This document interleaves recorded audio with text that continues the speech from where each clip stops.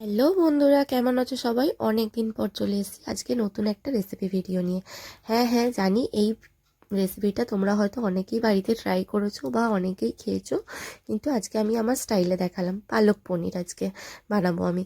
প্রথমে কড়াইয়ের মধ্যে একটু তেল দিয়ে জিরে ফোড়ন দিয়ে আদা রসুন একটুখানি কুচি কুচি করে নিয়েছি, সেগুলো দিয়ে দিলাম। তারপরে দিয়ে দেবো আমি টমেটো কুচি, তারপর দেবো আমি কাঁচা লঙ্কা কুচি দু তিনটে, ঝালটা যে যার মতন রাখতে পারো।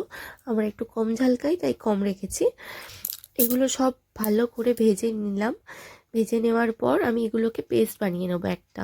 তারপর তার মধ্যে আমি পালকটাও সিদ্ধ করে নিয়েছিলাম, সেটাও আমি তোমাদেরকে পরে দেখিয়ে দিচ্ছি।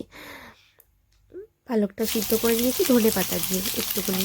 তারপর পনিরগুলো ভেজে নিয়েছি, মিক্সিং বোলের মধ্যে সমস্ত কিছু ঢেলে নিয়েছিলাম ভালো করে পেস্ট করে। ওই কড়াইয়ের মধ্যেই আরও সামান্য তেল দিয়ে পেস্টটাকে দিয়ে দিয়েছিলাম। পেস্ট ভালো করে নাড়াচাড়া করতে থাকবো, কিছুক্ষণ ভাজতে থাকবো।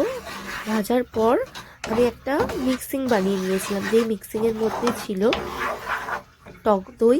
টক দইয়ের মধ্যে কিছু বেসিক গুঁড়ো মশলা দিয়েছিলাম, যেমন হলুদ গুঁড়ো, লঙ্কা গুঁড়ো, জিরে গুঁড়ো, ধনে গুঁড়ো, সমস্ত কিছু পরিমাণ মতন দিয়ে নিতে হবে। দিয়ে নিয়ে ভালো করে মিক্সিংটাকে মিক্স করে নিতে হবে।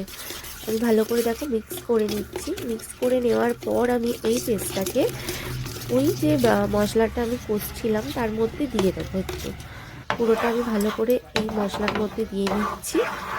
দিয়ে তারপর কিছুক্ষণ আমি নাড়াচাড়া করব। নাড়াচাড়া করে তার মধ্যে আমি জল দিয়ে দেবো। জল দেওয়ার পরেই কিছুক্ষণ ফুটে এলেই রেডি হয়ে যাবে আমাদের পালক পনির।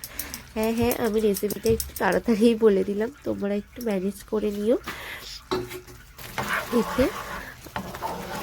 আর আমার রেসিপিটা কেমন লাগলো আমাকে জানিও, তাহলে আমি আবার নেক্সট কোনো রেসিপি ভিডিও বানালে তোমাদের সঙ্গে শেয়ার করার চেষ্টা করব। দেখো জল দিয়ে আমি এখন ফুটিয়ে নিচ্ছিলাম, যেটা আগেই বললাম জল দিয়ে আমি কিছুক্ষণ ফুটিয়ে নেব সামান্য গ্রেভি রাখার জন্য। যে যেরকম গ্রেভি চাও সেরকম হিসাবে জল দিতে পারো।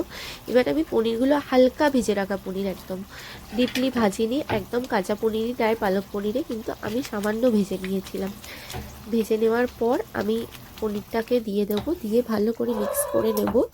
মিক্স করে একটুখানি ফুটে আসার পরেই 1 চামচ বাটার দিয়েই রেডি আমাদের টেস্টি টেস্টি পালক পনির। পালক পনিরটা কিন্তু রুটি বা পরোটার সঙ্গে খেতে খুবই ভালো লাগে শীতের সময়।